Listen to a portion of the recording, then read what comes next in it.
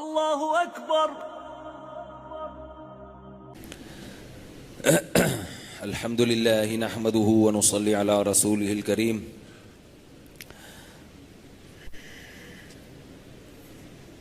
یوسف علیہ السلام کا واقعہ چل رہا تھا وہ میں مکمل کرنے کے بعد پھر ذرا اعتکاف والوں سے کچھ الگ تو نہیں، بات تو یہیں بیٹھ کے کروں گا لیکن موضوع تھوڑا سا تبدیل ہوگا، کیونکہ یہ اعتکاف والوں کی بڑی قربانی ہے اللہ کے لیے۔ 10 دن قربانی دینا اور اللہ کے گھر میں آ کے بیٹھ جانا، اور سب سے مقدس ترین دنوں میں سب سے مقدس ترین جگہ پہ، یہ جو رمضان کی 10 راتیں ہیں، اس سے زیادہ مقدس دن پورے سال میں، اوقات پورے سال میں نہیں آتے۔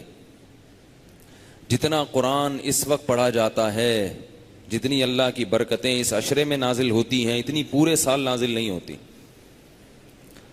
تو اس میں بھی اگر توبہ کی توفیق نہ ملے نا تو بڑی خطرناک بات ہے، اور بڑی خوش قسمتی کی بات ہے کہ اللہ گناہوں سے بچا کے اپنے گھر میں آپ کو بٹھا دیتے ہیں۔ اب یہاں پڑے رہو کچھ بھی نہ ہو تو بھی اللہ کے گھر پہ ڈیرے ڈال دیے ہیں، تو یہ بھی بہت بڑی بات ہے۔ اب آپ خوش ہوں گے کہ اب چھوپ پڑے رہیں گے، اب تو کچھ کریں گے نہیں، ہم کرنا چاہیے، لیکن یہ بھی بڑی بات ہے، اس پہ بھی اللہ کا شکر ادا کریں کہ اس کے گھر میں بیٹھ گئے آ کے۔ یوسف علیہ السلام کا واقعہ چل رہا تھا کہ اللہ تعالیٰ نے یوسف علیہ السلام نے اپنی قمیض بھیجی، اور فلما ان جاء البشیر القاہ علی وجہہ فرتد بصیرا، خوشخبری دینے والا آیا اور اپنے والد کی آنکھوں پہ جب وہ قمیض ڈالی ہے تو ان کی بینائی واپس لوٹ آئی۔ یعقوب علیہ السلام نے فوراً کیا کہا، الم اقل لکم انی اعلم من اللہ ما لا تعلمون، تم مجھے کہہ رہے تھے نا کہ میں اس غم کو بھولتا نہیں ہوں، اور کیسی باتیں کر رہا ہوں، بڑھاپا آ گیا۔ میں کہہ رہا تھا کہ اللہ جو مجھے غم دے رہا ہے اس میں یقیناً کوئی نہ کوئی مصلحت ہوگی۔ اعلم من اللہ ما لا تعلمون، میں اللہ کے بارے میں وہ کچھ جانتا ہوں جو تم نہیں جانتے۔ یہ تو پہلے کہا تھا، تو اب جب بینائی لوٹی ہے اور اس بیٹے نے آ کے خوشخبری دی کہ یوسف بادشاہ بن گئے ہیں، بنیامین بھی مل گئے ہیں، اور انہوں نے شاہی محل میں شاہی پروٹوکول کے ساتھ آپ کو بما اہل و عیال بلایا ہے، کتنی خوشی ہوئی ہوگی۔ تو فوراً اپنے بچوں سے کیا کہہ رہے ہیں، اپنے گھر والوں سے، اپنی فیملی سے، الم اقل لکم، میں نے کہا نہیں تھا تم سے پہلے، انی اعلم من اللہ ما لا تعلمون، میں اللہ کے بارے میں وہ کچھ جانتا ہوں جو تم نہیں جانتے۔ اب بیٹے سارے لائن سے کھڑے ہوئے ہیں گردن جھکا کے، ٹھیک ہے نا، اپنی حرکتوں پہ کیا ہیں، پشیمان۔ تو ابا سے کیا ہے کہ نہیں، یا ابانا استغفر لنا، اے ابا ہمارے لیے اللہ سے معافی مانگی، جرم کا احساس ہو گیا۔ قال سوف استغفر لکم ربی، باپ نے کیا کہا، میں عن قریب تمہارے لیے اپنے رب سے معافی مانگوں گا۔ یہ کیوں کہا عن قریب؟ اس کی علماء نے، بعض مفسرین نے حکمت بیان کی ہے کہ یعقوب علیہ السلام نے کہا کہ ان سے گناہ بہت بڑا ہوا ہے، تو رات کے آخری حصے میں اٹھ کے ان کے لیے اللہ سے، رات کے آخری حصے میں اٹھ کے ان کے لیے اللہ سے استغفار کروں گا۔ ویسے تو سوفہ کا مطلب ضرور بھی ہوتا ہے کہ ضرور مانگوں گا، اور ظاہری مطلب کیا ہے، اس کام کے لیے میں مستقل اللہ کے سامنے نماز پڑھ کر گڑ گڑاؤں گا۔ اور کس وقت میں؟ رات کے آخری حصے میں، کیونکہ اس وقت دعائیں زیادہ قبول ہوتی ہیں۔ اللہ تعالیٰ فرماتے ہیں کہ قال سوف استغفر لكم ربي انه هو الغفور الرحیم فلما دخلوا على یوسف، یہ پورا قافلہ کہا جاتا ہے کہ تقریباً 90 افراد تھے، صرف یعقوب علیہ السلام کے بیٹے بہویں ملا کے۔ کتنے تھے معذرت کے ساتھ؟ یہ پیغمبروں کی سیرت ہے، فیملی پلاننگ والوں کی یہ سیرت نہیں ہے۔ اب آپ کی مرضی ہے ادھر چلیں یا پیغمبروں کی۔ پیغمبروں میں ہمیشہ سے خاندان ہوتے ہیں، بڑے بڑے خاندانوں میں پیدا ہوتے ہیں اور بڑے بڑے خاندان ہوتے ہیں ان کے. تبھی کہتے ہیں نا بندہ خاندانی ہے. خاندانی 2 بچے ہوں تو پھر خاندانی ماندانی. پھر جب ان بچوں کی اولاد ہوگی تو ایک آدھ چچا بمشکل، ایک آدھ ڈھونڈنے سے کوئی پھپھی ملے گی، وہ بھی نہیں ملے گی. تو یہ بڑا نحوست ہے. یہ برکت نہیں ہے. برکت کس میں ہے؟ افراد میں، خاندان میں، فیملی میں. تو اب یہ پورے قافلے کو لے کے نکلے ہیں مصر کی طرف.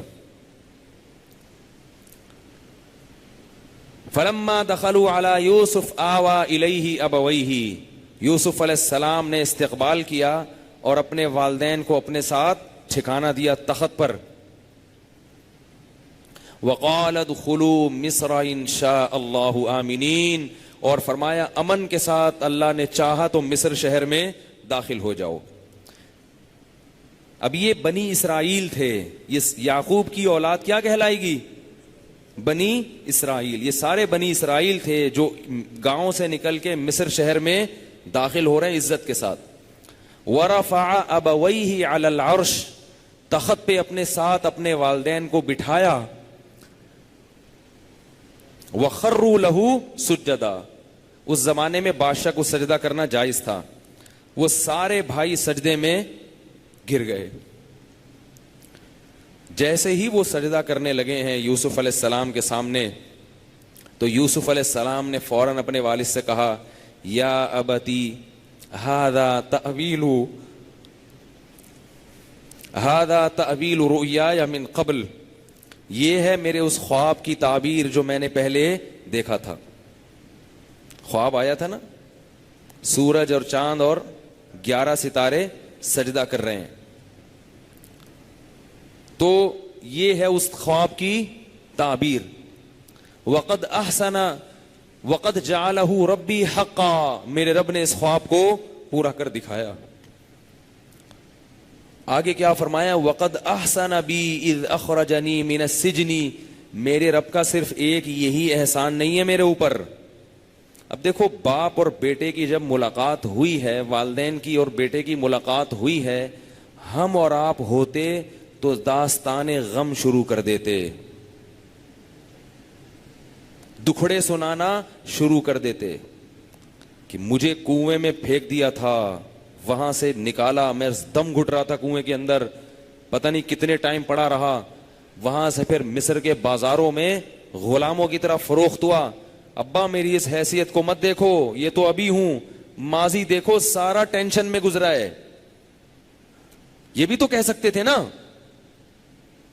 یہ بھی تو کہہ سکتے تھے سارا ماضی ٹینشن میں، مجھ میں جیل بھیج دیا، مجھ پر جھوٹی تہمتیں لگی ہیں، تہمت میں بری ہو گیا، مگر بادشاہ نے پھر بھی کیا کر دیا؟ جیل بھیج دیا، اور کئی سالوں تک جیل میں پڑا رہا ہوں. سفارش کی، کسی کو خواب کی تعبیر بتائی، پوری ہوئی، اس نالائق نے بھی مجھے یاد نہیں رکھا، پھر جیل میں پڑا رہا ہوں.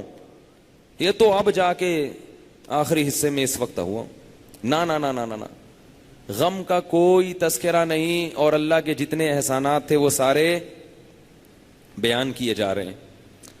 اس لیے یاد رکھو دین کی زندگی اختیار کیے بغیر آپ کو سکون کے علاوہ سب کچھ مل سکتا ہے.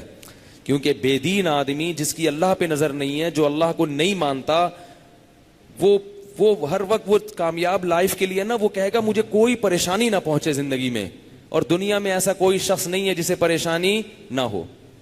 تو یوسف علیہ السلام خوش ہو رہے ہیں، فرما رہے ہیں وقد احسن بی، میرے رب نے ایک احسان تو یہ کیا کہ اس خواب کی تعبیر کو پورا کر دکھایا.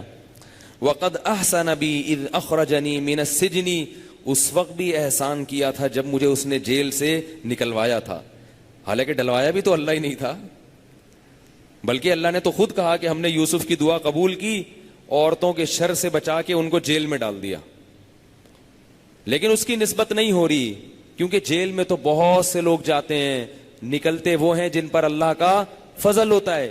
وقد احسن بی اذ اخرجنی من السجن، اس وقت بھی احسان کیا جب اس نے مجھے جیل سے نکالا. وجاء بکم من البدو، اور ابا آپ پر اور آپ کی اولاد پر بھی اور مجھ پر یہ بھی احسان کیا کہ میرے پورے خاندان کو گاؤں سے اٹھا کے شہر میں لے آیا. اچھے پہلوؤں کو دیکھا جا رہا ہے، آزمائش کے پہلوؤں پہ پردہ ڈالا جا رہا ہے، اس کا تذکرہ نہیں کیا جا رہا۔ آج ہم ذرا سے پریشان ہوتے ہیں تو اللہ کی ساری نعمتیں ایک طرف، یہ بھی نہیں ہے، یہ بھی نہیں ہے میرے پاس، یہ بھی نہیں ہے۔ بھائی تیرے پاس جو ہے وہ تو بتانا کم از کم۔ جو چیزیں نہیں ہوتی ان کا تذکرہ کرتے رہتے ہیں اور ناشکری کرتے رہتے ہیں۔ نبی صلی اللہ علیہ وسلم نے فرمایا دنیا میں اپنے سے کمتر کو دیکھو، اگر آپ لیاری میں رہتے ہو تو ناظم آباد والوں کو مت دیکھو، آپ مچھر کالونی والوں کو دیکھو کہ ان سے اچھے ہو۔ ناظم آباد میں رہتے ہو تو ڈیفنس کو مت دیکھو، کس کو دیکھو؟ اورنگی ٹاؤن کو دیکھو۔ اور اگر ڈیفنس میں رہتے ہو تو یورپ اور امریکہ والوں کو مت دیکھو، کچی آبادیوں کو دیکھو کہ وہ کیسے رہتے ہیں۔ اس سے کیا ہوگا کہ جو نعمتیں اللہ نے آپ کو دی ہیں ان کی طرف توجہ جائے گی، اور اگر اپنے سے برتر کو دیکھنا شروع کر دیا تو جو چیزیں آپ کے پاس نہیں ہیں ان کی طرف توجہ جائے گی کہ یار ان کے پاس تو یہ بھی ہے، ان کے گھر میں تو اے سی ہے، میرے گھر میں تو پنکھا بھی نہیں ہے، ان کے ہاں تو صبح شام پراٹھے کھائے جاتے ہیں اور میرے ہاں تو دال بھی نہیں ہے۔ تو یہ دیکھتے رہو گے بیٹھ کے۔ تو یوسف علیہ السلام کہہ رہے ہیں وقد احسن بی اذ اخرجنی من السجن، اس وقت بھی مجھ پر احسان کیا جب اس نے مجھے جیل سے نکلوایا۔ وقد احسن بی اذ اخرجنی من السجن وجاء بكم من البدو من بعد ان نزغ الشیطان بینی وبین اخوتی، اور یہ سب اس وجہ سے ہوا کہ شیطان نے میرے بھائیوں کے دل میں میری نفرت ڈال دی تھی۔ دیکھو جب ایک دفعہ بھائیوں کو معاف کر دیا تو اب ان کو تانا نہیں دے رہے، نسبت کدھر کر رہے ہیں؟ شیطان پر۔ اس کمبخت نے یہ کام کیا، اچھے بھلے بھائی محبت والے، لیکن بھائیوں کو لڑوا دیا کس کمبخت نے؟ شیطان نے۔ شیطان کو تو جتنا برا بلا کہو اس کا تو کام ہی یہی ہے، اس پہ ڈال دیا۔ یہ نہیں کہہ رہے انہوں نے کیا، انہوں نے۔ ابا یہ سب کچھ کس کی وجہ سے ہوا ہے؟ آپ کی وجہ سے نہیں، ایک مثال دے رہا ہوں۔ وہ سب کچھ کس کی وجہ سے ہوا ہے؟ ان کی وجہ سے۔ نا نا نا نا، جب لا تثریب علیکم اليوم کہہ دیا بھائیوں کے کہ معاف ہے، تو معاف کا مطلب کیا ہوتا ہے؟ ختم، بھول جاؤ۔ من بعد ان نزغ الشیطان بینی وبین اخوتی، شیطان نے میرے اور بھائیوں کے درمیان نفرت ڈال دی تھی۔ آگے کہہ رہے ہیں ان ربی لطیف لما یشاء، واقعی میرا رب بڑا باریک بین ہے، کیسے پلاننگ کرتا ہے، کیسے آزمائشوں سے گزار کے نوازتا ہے، کیسے ناکامیوں کے نقشوں میں کامیابی کی راہیں کھولتا ہے، دکھاتا کیا ہے اور سوچتا کیا ہے، اس کا پلان کیا ہوتا ہے لیکن دکھا کیا رہا ہوتا ہے۔ ہم اس کی حکمتوں کو نہیں سمجھتے تو ہم ظاہر بین ہوتے ہیں، ظاہر پرست ہو کے ہم اللہ سے شکایتیں شروع کر دیتے ہیں، لیکن ہمیں نہیں پتا ہوتا کہ ان ربی لطیف، اللطیف کہتے ہیں بڑا باریک بین، بڑے خفیہ طریقے سے کام کرنے والا، بگڑی بنانے والا۔ اس طرح سے ان ربی لطیف لما یشاء، بے شک میرا رب لطیف ہے اس شخص کے لیے جس کے لیے چاہتا ہے۔ اب اللہ سے شکر میں دعائیں مانگ رہے ہیں تاکہ اس حکومت اور بادشاہت اور اس دولت اور اس عزت میں اللہ سے غافل نہ ہو جائیں، کیونکہ اگر آپ کوئی نیکی کریں اس نیکی کے عوض میں بھی جب اللہ نوازتا ہے تو جب اللہ نواز دیتا ہے تو پھر لوگ سب سے پہلے اللہ کو بھول جاتے ہیں، پھر بھول جاتے ہیں۔ بادشاہت مل گئی، سب کچھ مل گیا، اب کہاں اللہ بھائی؟ تو اس لیے اللہ سے دعا مانگ رہے ہیں ربی قد آتیتنی من الملک، اے اللہ تحقیق تو نے مجھے یہ بادشاہت عطا کی ہے، وعلمتنی من تأویل الاحادیث، تو نے مجھے خوابوں کی تعبیر سکھائی ہے، فاطر السماوات والارض، تو آسمانوں کا پیدا کرنے والا اور زمین کا پیدا کرنے والا ہے، انت ولی فی الدنیا والآخرہ، حقیقی دوست صرف اور صرف اور صرف تو ہی ہے میرا، دنیا میں بھی اور آخرت میں بھی، تیری دوستی مجھ سے ختم نہیں ہونی چاہیے۔ انت ولی فی الدنیا والآخرہ توفنی مسلمن، اے اللہ جیسے اب تک تو نے فرما برداری میں رکھا ہے میری موت اسی حال میں آنی چاہیے، ایسا نہ ہو کہ بادشاہت اور حکومت میں پڑھ کر تجھ سے غافل ہو جاؤں۔ توفنی مسلمن، موت مجھے دینا اس حال میں کہ تیرا فرما بردار ہوں، تجھ سے غافل نہ ہو جاؤں۔ دیکھو انبیاء ڈر رہے ہیں کہ یہ ایسا نہ ہو یہ حالت سلب ہو جائے ہم سے. جس کو یہ خوف نہیں ہوتا نا کہ میں کہیں دین سے ہٹ نہ جاؤں, تو وہ دین سے ہٹ جاتا ہے.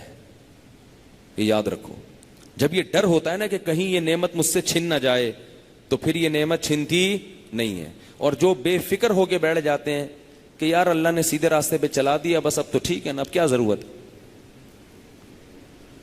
تو یہ اس کی علامت ہوتی ہے کہ ان کو اس نعمت کی قدر ہی نہیں ہے. جس کی جیب میں سونے کے بھاری بھرکم سکے رکھے ہوں, کتنی ہی سیکیورٹی کیوں نہ ہو, وہ ہر وقت ڈرتا رہے گا کہ میری جیب سے یہ کوئی پیسے نکال نہ لے. آپ بینک سے 1 کروڑ روپے کی گڈی لے کے نکلے, آپ کو پتا ہے کسی کو پتہ ہی نہیں کہ میری جیب میں پیسے ہیں, پھر بھی آپ ڈرتے ہو کہ نہیں ڈرتے؟ پیچھے مڑ کے دیکھو گے, اللہ سے دعا بھی مانگو گے, اے اللہ بچا لے.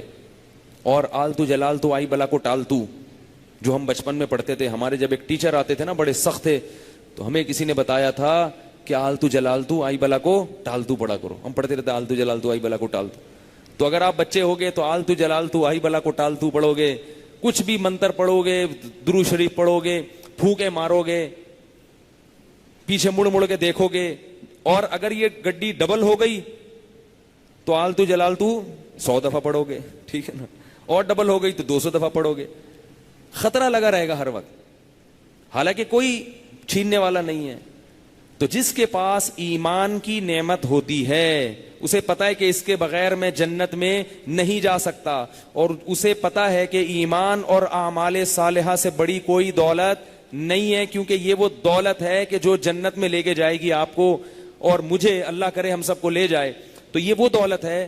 تو جس کو پتا یہ اتنی قیمتی دولت ہے, اور ایک ڈاکو مستقل پیچھے لگا ہوا ہے, آپ کی جیب میں ڈالر کی گڈی ہے, آپ کو پتا ہے کہ علاقے میں امن ہے, کوئی چھیننے والا نہیں ہے, پھر بھی مڑ مڑ کے دیکھو گے کہ بھائی حالات کا کچھ پتا نہیں ہے.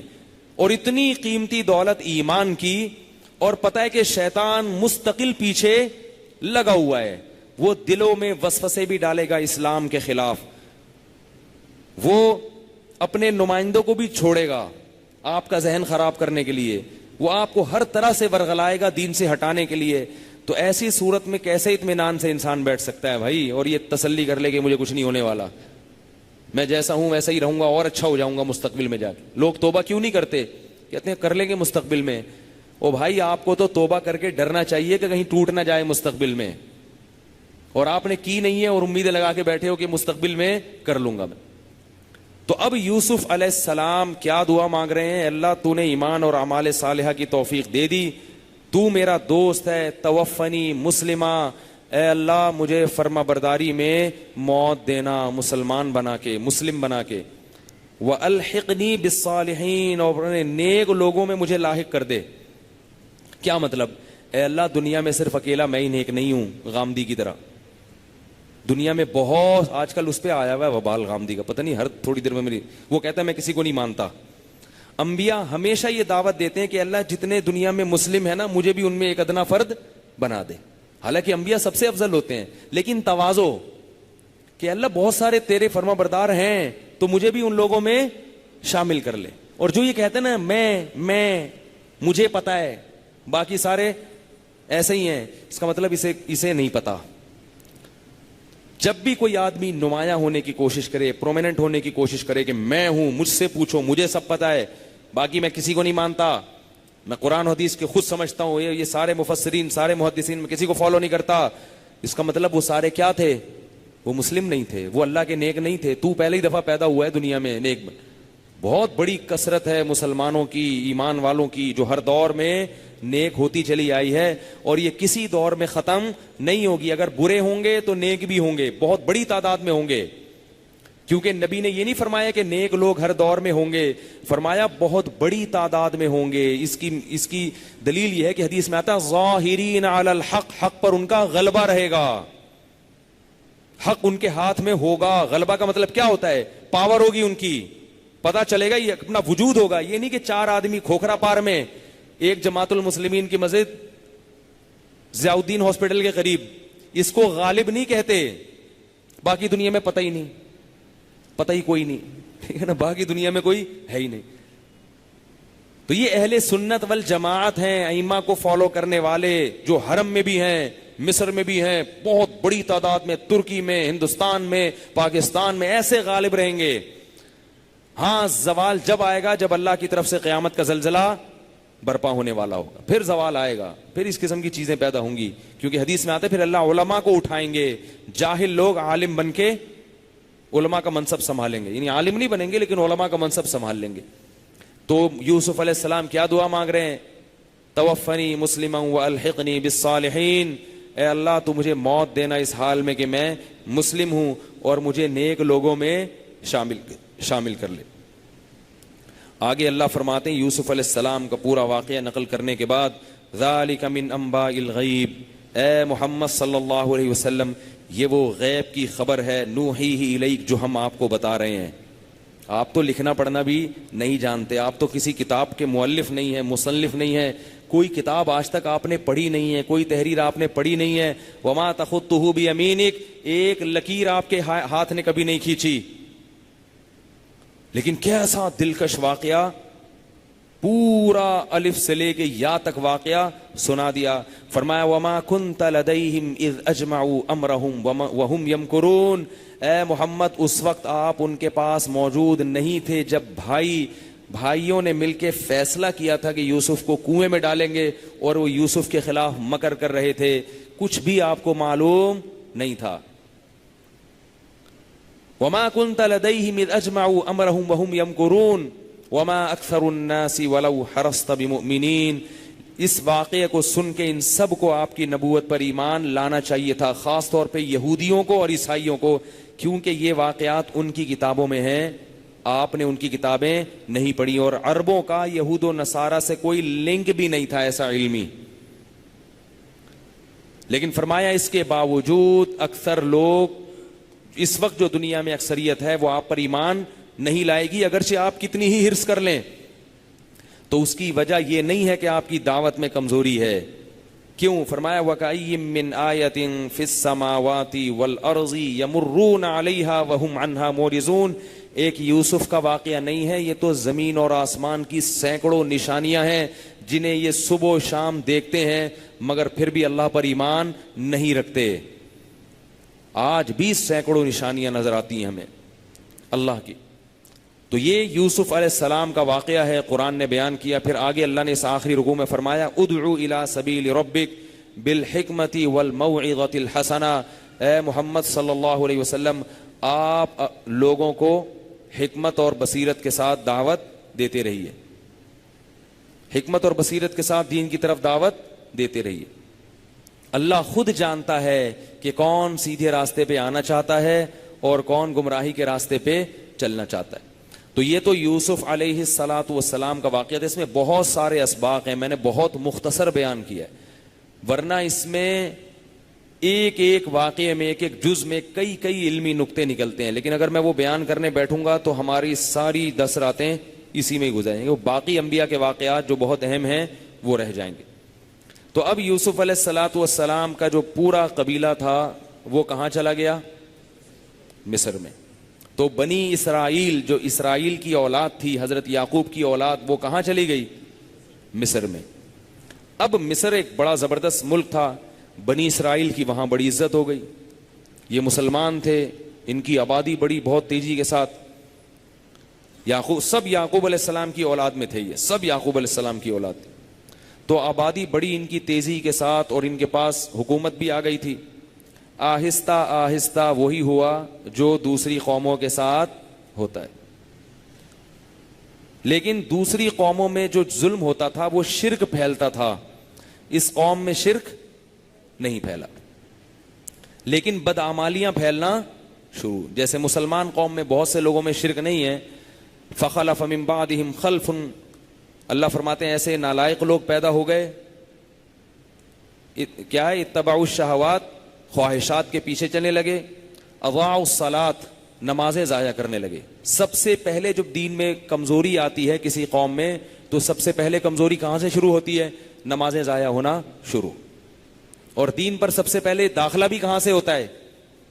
بولو نا, نماز سے. جو بھی توبہ کر کے دین پر آنا چاہے سب سے پہلے کہاں سے داخل ہوگا؟ وہ نماز شروع کرے گا, کیونکہ سب سے اہم نماز. اور جب دین سے ہٹتا ہے تو سب سے پہلے کیا چیز جاتی ہے؟ نماز جاتی ہے. تو اب کیا ہوا, بنی اسرائیل آہستہ آہستہ آہستہ آہستہ نالائق بننا شروع, وہی خواہشات کے پیچھے چکر بازیاں, سود کھانا شروع کر دیا. اللہ نے کیا کیا, مصر میں پھر ایک بادشاہ ان پر مسلط کر دیا. مصر میں جتنے بھی بادشاہ تھے ان کا لقب تھا فرعون. جو بھی بادشاہ مصر میں آیا کرتا تھا اسے کیا کہا جاتا تھا, فرعون. فرعون کوئی مخصوص بادشاہ کا نام نہیں تھا, جو بھی بادشاہ ہوتا تھا اس کو کیا کہتے تھے, فرعون. اور مصر بڑی آباد جگہ تھی. اب بنی اسرائیل بہت بڑی تعداد میں ہو گئی, یہ بڑے خوبصورت تھے کیونکہ یعقوب علیہ السلام کی اولاد میں تھے. ہوتے ہوتے ہوتے ہوتے بالآخر خواہشات. فرعون, پھر یہ جو فرعون ہے جس کا قرآن میں ذکر ہے, یہ جب مسلط ہوا تو اس نے ان پہ ظلم کے پہاڑ توڑ دیے. کیونکہ ایک بات خوب کان کھول کے سن لو کہ جو دوسرے مذاہب کے لوگ ہیں, جو مذہب میں مضبوط ہوتے ہیں, جو سیکولر ریاستیں ہیں نا, وہ مسلمانوں کو اتنا تنگ نہیں کرتی ہیں, یہ ذہن میں رکھو. سیکولر ریاستیں چلا دیں گے, بھئی آپ ادھر چاہو ادھر جاؤ, یہ مسجد ہے, یہ مندر ہے, یہ چرچ ہے, جہاں مرضی جانا چاہو. لیکن جو مذہبی ریاستیں, جیسے اس وقت ہندوستان میں کون ہے, وہ جو ہے کیا نام ہے اس کا, مودی, وہ مذہبی ہے, مذہبی. تو جو مذہبی ریاستیں ہوتی ہیں نا, وہ پھر سب سے زیادہ پتہ ہے کس سے چڑھتی ہیں, وہ مسلمانوں سے چڑھتی ہیں. کیونکہ اگر ان کو کسی مذہب سے کوئی یعنی خوف, کیونکہ جو لوگ مذہب کو فالو کرنے والے ہیں وہ جب اسلام کا کمپیئر کرتے ہیں دوسرے مذاہب سے تو ان کو کون پسند آتا ہے, وہ کہتے ہیں یار اس کی تعلیمات بالکل فطرت کو اپیل کرتی ہیں, یہ صاف ستھرے ہوتے ہیں, ان کے لباس دیکھو. مذہبی رہنماؤں کا دیکھ لو نا, مسلمانوں کے جتنے خوبصورت مسلمانوں کے مولوی لوگ ہوتے ہیں نا, معذرت کے ساتھ, اتنے کسی اور مذہب کے نہیں ہوتے. آپ کہیں گے اتنی بڑی بڑی توندے ہوتی ہیں. بھائی جس قوم سے مولوی لوگ آتے ہیں نا, اس قوم کا سب سے خوبصورت یہی ہوتا ہے. آئی بات سننے, اس گاؤں میں جا کے دیکھ لیا کرو, جو نہیں ہے مولوی ان کی توندے ان سے بھی دگنی ہوں گی. بات آ رہی ہے سمجھ میں؟ تو وہ تو اب جیسے آپ کہیں ساؤتھ افریقہ سے کسی کو مولوی بنائے, اب آپ کہیں یہ کہاں سے خوبصورت, تو کالا ہے, تو ابے بھائی اس کی قوم کو جا کے دیکھو, اس سے بھی زیادہ بلیک ہوگی وہ, ٹھیک ہے نا, اس کے پھر بھی تھوڑا سا چہرے پہ نور آ گیا ہے. اور دوسرے جو توندوں والے ہوتے ہیں نا, توند کی دو قسمیں, غلط قسم کی توند, ایک جائز توند. جائز توند وہ ہوتی ہے جو پیدائشی ہو, جو کھانے کی وجہ سے نہیں ہے, وہ تو قدرتی بھی ہوتی ہے بہت سے لوگوں کی, وہ تو ڈاکٹروں کی بھی ہوتی ہے, سائنسدانوں کی بھی ہوتی ہے, اور حکمرانوں کی بھی ہوتی ہے, وہ تو سب کی ہوتی ہے. فوج کی اس لیے نہیں ہوتی کہ اس میں توند والے کو بھرتی نہیں کیا جاتا, ورنہ سب کی ہوتی ہے. وہ جان کر نہیں ہوتی, وہ تو قدرت کی طرف سے ہے نا بھائی, پیدائشی ہے. اور ایک توند وہ ہوتی ہے جو کھانے کی وجہ سے, وہ اہل حق کی نہیں ہوتی. اگر اس میں آپ کو مولوی ملیں گے توندوں والے تو وہ باطل لوگ ملیں گے, اہل حق آپ کو نہیں ملیں گے. اہل حق میں اگر کوئی توند والا ہے تو وہ بیماری کی وجہ سے پیدائشی ہے. میں ایک عالم کو جانتا ہوں, اتنے موٹے ہیں کہ الامان والحفیظ, لیکن 24 گھنٹے میں صرف ایک بار کھانا کھاتے ہیں, وہ صرف ایک بار, اور بہت تھوڑا کھاتے ہیں. لیکن وہ قدرتی طور پر کیا ہیں, لوگ مجھے کہہ رہے تھے کہ لوگ مجھے کہتے ہیں یار میں کھاتا بہت ہوں, میں مولوی ہوں کھاتا بہت ہوں. کہہ رہے یار میں کھاتا ہی نہیں ہوں, لیکن ہوتا ہے. تو اس لیے کوئی کسی کو موٹا دیکھ کے بدگمان ہونا جائز نہیں ہے. تو لیکن جو مسلمانوں کے مذہبی رہنما ہے نا, کیونکہ اسلام خوبصورت مذہب ہے تو اس کی ایک کشش آ جاتی ہے. پتہ ہے آپ کو پہلے زمانے میں کتنے غیر مسلم علماء کو دیکھ کے مسلمان ہو جاتے تھے. کسی نے 3-4 دن پہلے, وہ کس کا واقعہ ہے, وہ آپ بتا رہے تھے, انور شاہ کشمیری رحمہ اللہ تعالیٰ کا واقعہ ہے کہ وہ اسٹیشن پہ کھڑے ہوئے تھے, ایک ہندو آیا اور اس نے کہا مجھے کلمہ پڑھا دیں. تو لوگ حیران ہوئے کہ یہ ہندو تو بڑا متعصب ہے, یہ تو اسلام سے نفرت کرتا ہے. تو وہ ہندو کہنے لگا کہ یار تمہارے مولوی عالم اتنے خوبصورت ہیں, ایسے پرکشش ہیں, ہمارے والے ان کے بھی ہوتے ہوں گے, کسی کا مقابلہ نہیں کریں, وہ خود سوچ لیں ہوتے ہیں کہ نہیں ہوتے. لوگ کہتے ہیں کسی کا مذاق نہیں اڑایا کرو بھائی, خود سوچ لیں, کوئی پنڈت جی ہوں اچھے سے, اللہ کرے. تو وہ کہنے لگے کہ یار تمہارے مولانا اتنے خوبصورت ہیں, تمہارے مذہبی رہبر, تو تمہارے محمد صلی اللہ علیہ وسلم کتنے خوبصورت ہوں گے جو اصل تھے. اور آپ صلی اللہ علیہ وسلم کا تو حسن و جمال حدیث کی کتابوں میں موجود ہے. اور یاد رکھو یوسف علیہ السلام کو اللہ نے حسن تو بہت زیادہ دیا, مگر جمال اللہ نے محمد صلی اللہ علیہ وسلم کو سب سے زیادہ دیا ہے. حسن میں اور جمال میں فرق ہے. جمال حسن سے اوپر کی چیز ہے, حسن جمال سے نیچے کی چیز. اب آپ کہیں گے کیا فرق ہے؟ اب وہ موضوع ہٹ رہا ہے لیکن اب بات چل پڑی ہے تو بتا دوں. جمال اور حسن میں فرق یہ ہوتا ہے کہ حسن کہتے ہیں کوئی پیاری چیز ہو, پہلی نظر میں ایک دم آپ اس کی طرف مائل ہو جائیں. جیسے بچے جو ہے نا, بچے حسین ہوتے ہیں, جمیل نہیں ہوتے. بچے کتنے پیارے لگتے ہیں, چھوٹے چھوٹے پیارے پیارے. جمال ان میں جب پیدا ہوتا ہے جب وہ جوان ہو جاتے ہیں. جب جوان ہو جاتے ہیں تو ایک دم دیکھ کے ان کی طرف طبیعت مائل نہیں ہوتی, گود میں اٹھا کے پیار کرنے کا دل نہیں کرتا ان کو. لیکن جب اس کے ساتھ آہستہ آہستہ رہنا شروع کرو گے تو اس کے جمال سے متاثر ہو کر اس پر عاشق ہو جاؤ گے. یہ ہوتا ہے جمال, یعنی ہر لحاظ سے اعضاء میں تناسب ہو, بولنے کا انداز, چلنے کا انداز, بات. بچے جو چلتے ہیں ٹیڑھے میڑھے چلتے ہیں, بولتے ہیں تو توتلے بولتے ہیں, تو یہ جمال تھوڑی ہے. جب جوان ہوتے ہیں, کیسا جوان آدمی کی چال میں وقار پیدا ہوتا ہے. پھر ہر ایک کی اپنی چال ہوتی ہے, بعض پھتک پھتک کے چلتے ہیں ٹھیک ہے, جمال نہیں ہوتا. بعض کی چال بڑی اسٹائلش ہوتی ہے, ان کو بنینزا والے اپنے اشتہار میں لے کر آتے ہیں کہ آپ ذرا چل کے دکھائیں پلیز, ٹھیک ہے نا, تاکہ وہ پھر ٹی وی میں آئیں گے نا. تو باڈی لینگویج ہے, بولنے کا انداز ہے, یہ ساری چیزیں جو ہمارے محمد صلی اللہ علیہ وسلم میں یہ جو جمال تھا, ایسا جمال اللہ نے کائنات میں کسی میں پیدا نہیں کیا. یوسف علیہ السلام جمال میں ہمارے نبی سے کم تھے, حسن میں زیادہ تھے. تبھی آپ دیکھیں کہ حضرت یوسف کو پہلی نظر میں عورتوں نے دیکھا تو ہاتھ کاٹ ڈالے, کیونکہ حسن تھا. حضرت عائشہ فرماتی ہیں کہ نبی صلی اللہ علیہ وسلم کے جمال کو اگر عورتیں دیکھ لیتی تو گردنیں کاٹ دیتی. تو آپ کہہ سکتے ہیں بھائی بہت سی خواتین نے نبی کو دیکھا تو گردن کیوں نہیں کاٹی؟ ایک دفعہ دیکھا, رہی نہیں. رہی کون تھی؟ آپ کی زوجات, آپ کی بیویاں آپ کے ساتھ رہی تھیں, حضرت عائشہ اور دوسری. وہ پھر عشق سے بھی زیادہ محبت کیا کرتی تھی محمد صلی اللہ علیہ وسلم سے, کیونکہ جمال اس حسن کو کہتے ہیں جس میں روب ہو. عورتیں حسین ہوتی ہیں, مرد جمیل ہوتے ہیں. اس سے بھی بڑا واضح. اور اللہ تعالیٰ نے مرد کو, ہمارے حضرت فرمایا کرتے تھے, عورت سے زیادہ خوبصورت بنایا ہے. آپ حیران ہو یار, یہ تو غلط غلط باتیں شروع کر دی ہیں. حقیقت ہے یہ, مرد کو اللہ نے عورت سے زیادہ خوبصورت بنایا ہے. اس کی بہت ساری دلیلیں ہیں. پہلی دلیل کہ اللہ نے ہر صلاحیت مرد میں زیادہ رکھی ہے, تو جمال زیادہ کیوں نہیں رکھا ہوگا اس میں؟ وہ کامل ہے. عورت کو تو کمزور بنایا ہے. دوسری بات یہ کہ اگر آپ کو یہ بات سمجھ میں نہیں آتی تو جانوروں میں دیکھ لو. دنیا میں جتنے بھی جانور ہیں ان میں نر زیادہ خوبصورت ہوتے ہیں اور مادہ خوبصورت نہیں ہوتی. مرغا مرغی میں کون خوبصورت ہے؟ بولو نا یار, کوئی پریشانی کی بات. مرغا, میں جب کوئی بات شروع کرتا ہوں نا تو وہ کھوپڑی میں اتار دوں. مرغے میں حسن نہیں ہے, کیا ہے؟ جمال ہے. حسن مرغی میں. اچھا کون لگتا ہے؟ مرغا, جمال کی وجہ سے. وہ الگ بات ہے کہ اس کو اچھی مرغی لگتی ہے ٹھیک ہے. لیکن اگر آپ ایک تھرڈ پارٹی دیکھے گی تو اس کو کون اچھا لگے گا؟ مرغا. اس میں کیا ہے؟ روب ہے, جمال ہے, کلغی ہے, اس کی آواز ہے, کیسے چیختا ہے.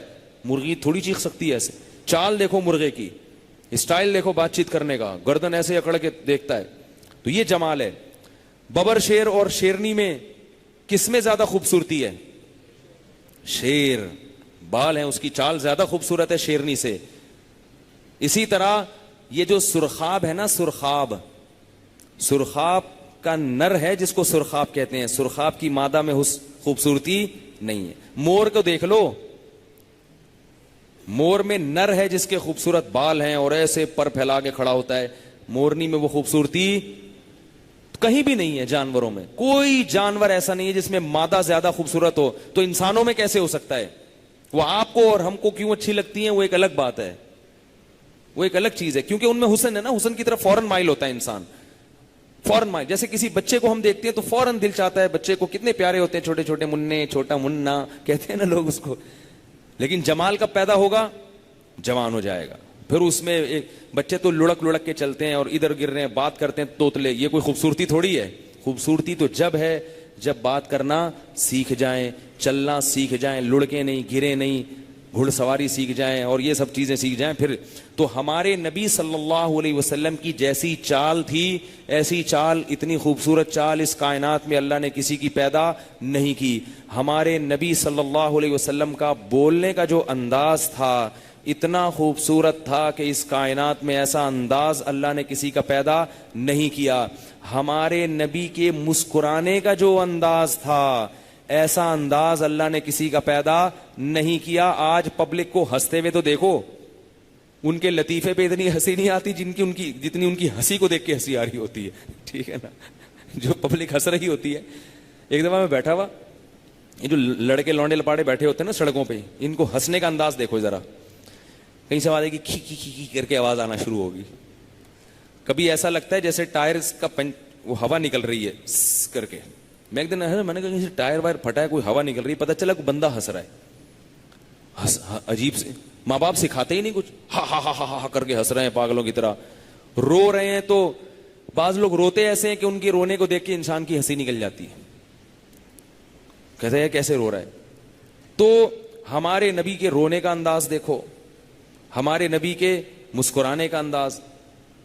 تو ایک ایک سر کے بال سے لے کے پاؤں کے ناخن تک کوئی ایک چیز بھی ہمارے نبی کی ایسی نہیں تھی, کوئی انداز ایسا نہیں تھا جس میں کوئی ذرا سا بھی فالٹ نکال سکے کہ نہیں جی یہ جو ہے نا یہ والی ادا آپ کی ہمیں اچھی نہیں لگتی. تبھی تو جو تھوڑے دن نبی کے پاس رہتے تھے وہ کیا ہو جاتے تھے, عاشق ہو جاتے تھے. اور آپ کی بیویوں کو آپ سے اتنی محبت تھی. یہ جو گورے اعتراض کرتے ہیں نا کہ محمد صلی اللہ علیہ وسلم 50 سال کے تھے اور شادی 9 سال کی لڑکی سے کی ہے, یہ تو معاذ اللہ ظلم ہے.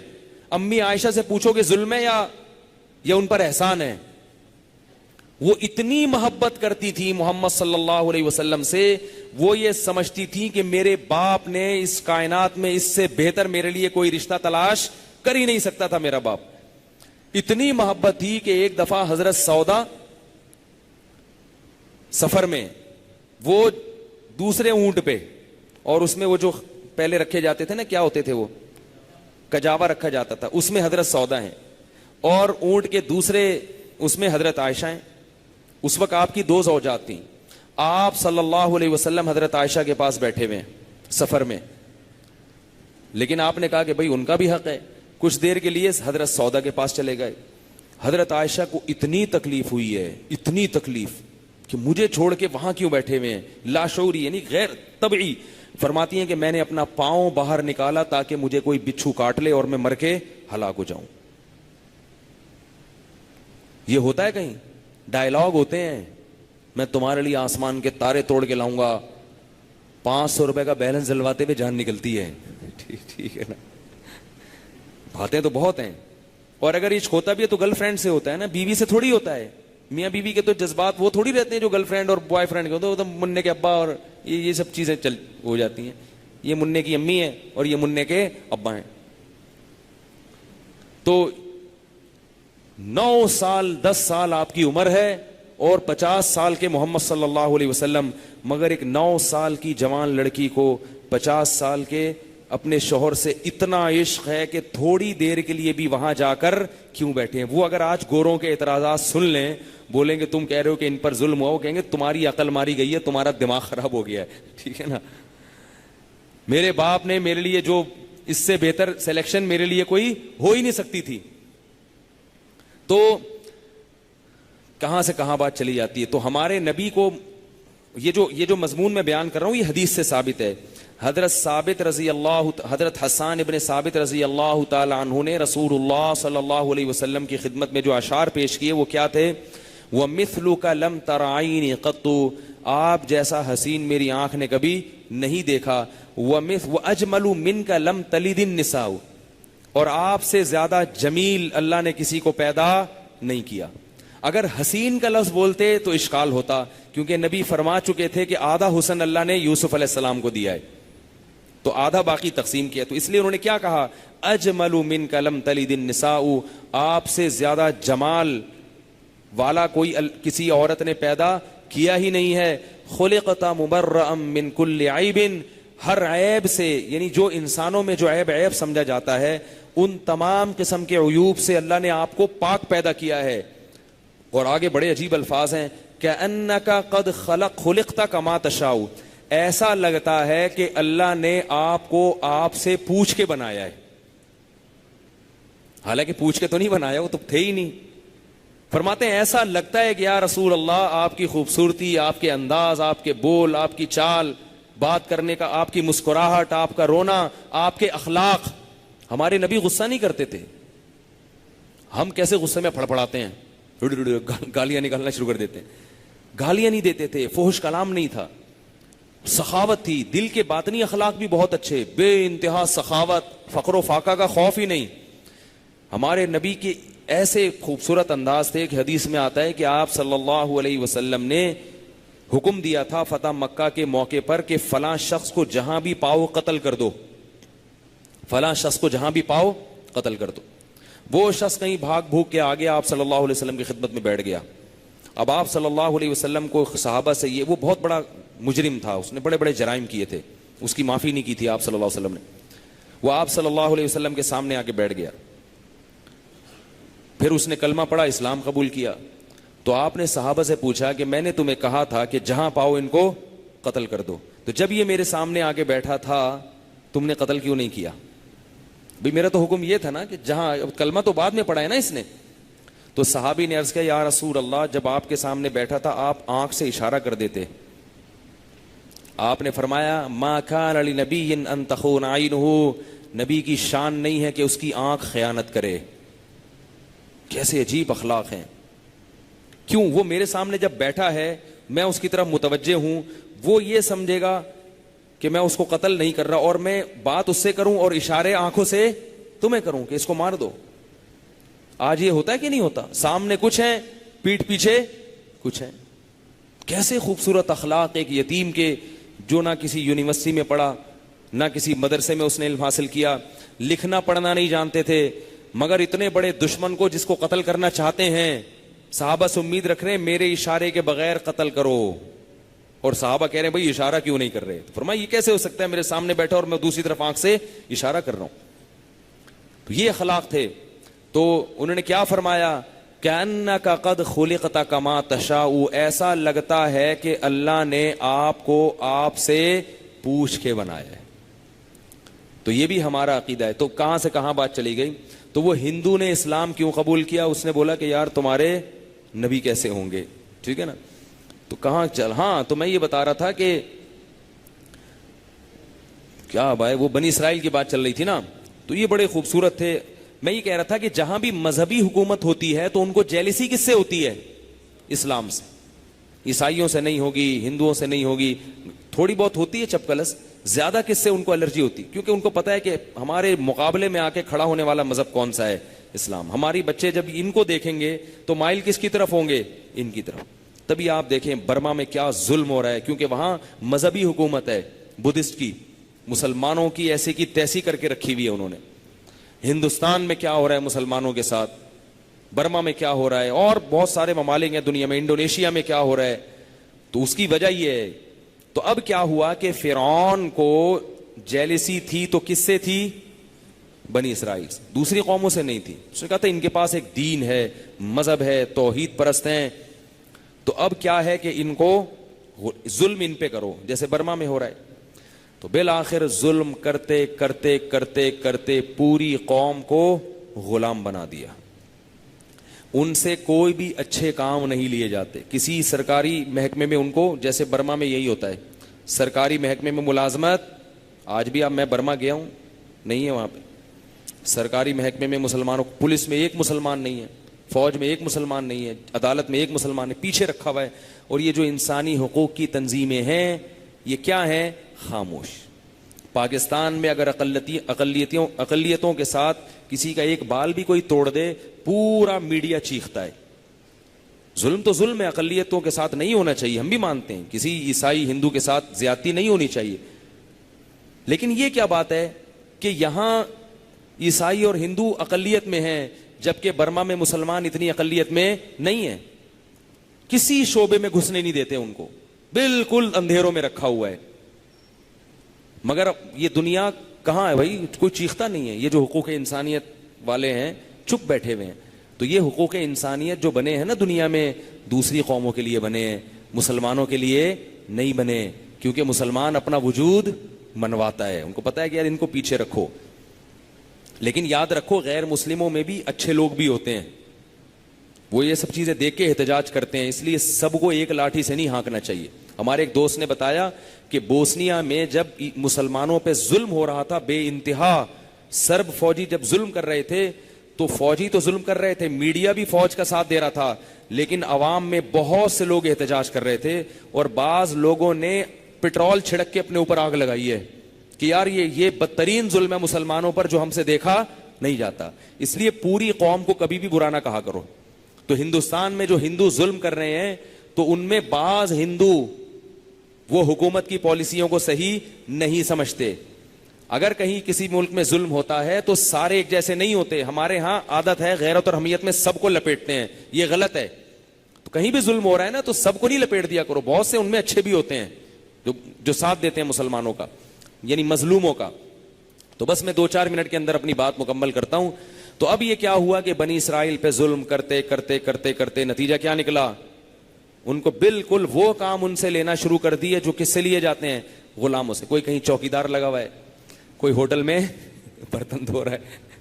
تھے کیا یہ پیغمبروں کی اولادیں، بادشاہ، وزیر خزانہ، شاہی محل میں رہنے والے، اور اب کیا کر رہے ہیں؟ اعمال کی وجہ سے اعمال خراب ہو گئے نا. مسلمان کے جب اعمال خراب ہوتے ہیں تو اللہ غیروں کو اس پہ مسلط کر دیتے. تو اب کوئی جناب فرعون کے جوتے پالش کر رہا ہے، کوئی کیا کر رہا ہے؟ کپڑے دھو رہا ہے، کوئی دھوبی لگا ہوا ہے، کوئی گٹکے کی دکان کھول کے بیٹھا ہوا ہے. یہ بزنس ہے. گٹکا تو نہیں تھا اس وقت، کوئی چیز ہوتی ہوگی. یہی ایک تصور آتا ہے کہ مصر میں یہ بنی اسرائیل کیا کر رہے ہوں گے؟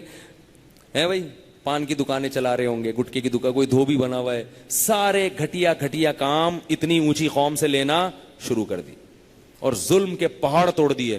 اور پھر بھی لوگ اس کو آ کے پیش گوئیاں کرتے رہتے تھے، بھائی خطرہ تمہیں کس سے ہے؟ انہی سے ہے. یہ جیسے مرضی ہیں، جتنے مرضی غلام ہیں، لیکن ان کے اندر کیا ہے؟ ایک حمیت ہے، کسی بھی وقت یہ اٹھ سکتے ہیں. حالانکہ وہ بیچارے اٹھنے کے لائق تھے ہی نہیں. خام خامے آ کے ڈرانا شروع کر دیا. اٹھنا ہوتا تو یوسف علیہ السلام اٹھ جاتے نا اس وقت. وہ تو نہیں اٹھے تھے، انہوں نے تو کوئی تلوار نہیں چلائی تھی حکومت کے خلاف. تو بس ایک خام خامے ڈر، جیسے آج یورپ اور امریکہ میں مسلمانوں کو دہشت گرد بنا کے پیش کیا جا رہا ہے. ایجنسیاں خبر دیتی ہیں فرانس میں، یورپ میں کبھی بھی اٹھ سکتے ہیں. وہ بیچارے وہاں مسلمان کیا کر رہے ہوتے ہیں؟ ہوٹلوں میں، ٹھیک ہے نا، وہی کام کر رہے ہوتے ہیں جو بنی اسرائیل فرعونیوں کے یہاں کر رہے ہیں. وہ ہوٹلوں میں جناب کوئی برتن دھو رہا ہے، کوئی گٹکے اسمگلنگ کر رہا ہے. اسمگلنگ بھی یہ ہوتی ہے ان لوگوں کی. لیکن ان کو ڈرایا جاتا ہے.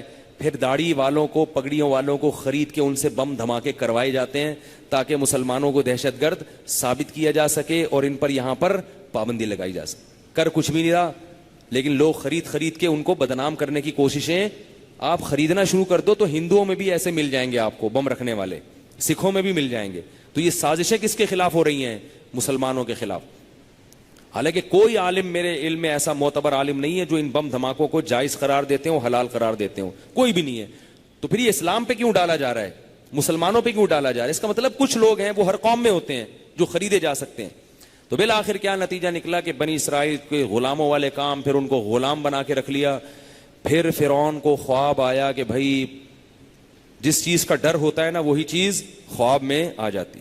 اسے یہ نجومیوں نے نہیں بتایا تھا، یاد رکھو. بعض لوگ کہتے ہیں فرعون کو نجومیوں نے خبر دی تھی کہ ایک بچہ پیدا ہونے والا ہے جو تمہاری حکومت کا خادم.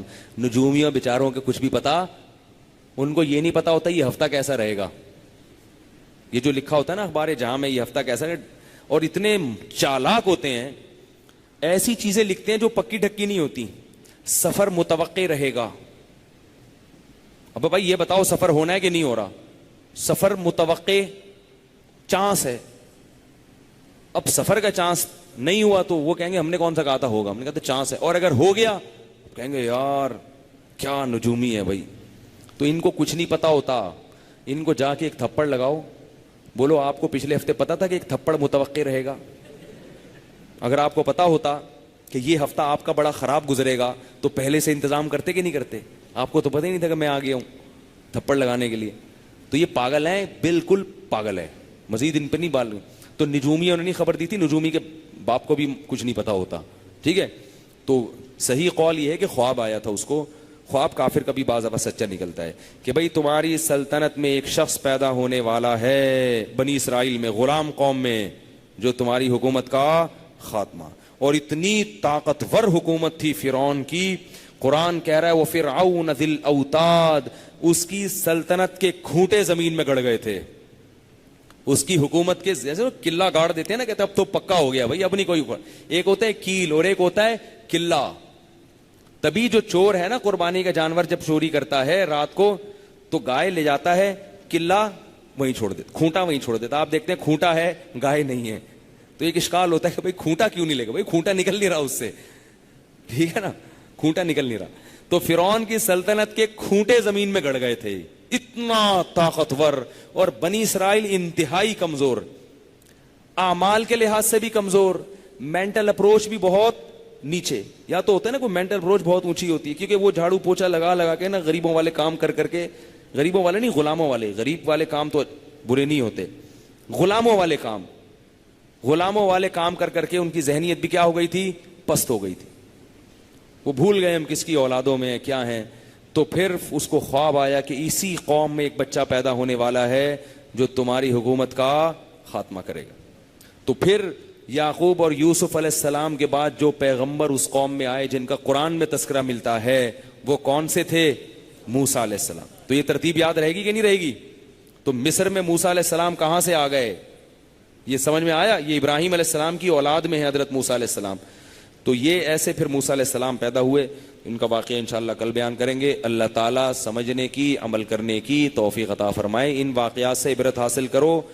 ابھی جو اعتکاف میں آپ لوگ آ کے بیٹھے ہیں, اللہ کی بہت بڑی نعمت ہے. راتوں کو اٹھ کے اللہ سے دیکھو, اتنا کام اگر اعتکاف میں کر لیا نا, رات کو اٹھ کے اللہ سے دعا مانگنے کی عادت ڈال لو.